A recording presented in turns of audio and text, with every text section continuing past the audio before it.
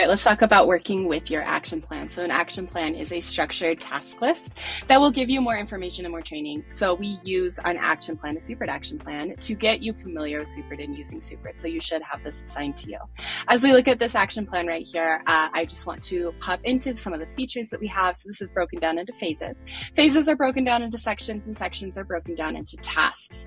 So as we come through, we can see that we have additional trainings linked in here for you. We have it set up so that it can get you up and moving with Supered as quickly as possible.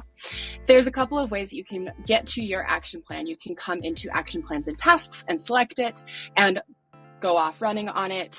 Your home screen will also have your action plan. You can pop into it from here, or you can pop into it from your sidekick. You can come in here to tasks and plans. It will show you each of your action plans in here. You can also break it down into tasks. However, I do very strongly recommend that you work from your action plan proper, meaning from the action plan, not from the task list, because there is that additional information put into each of those sections for the action plan. Let's go get Supered.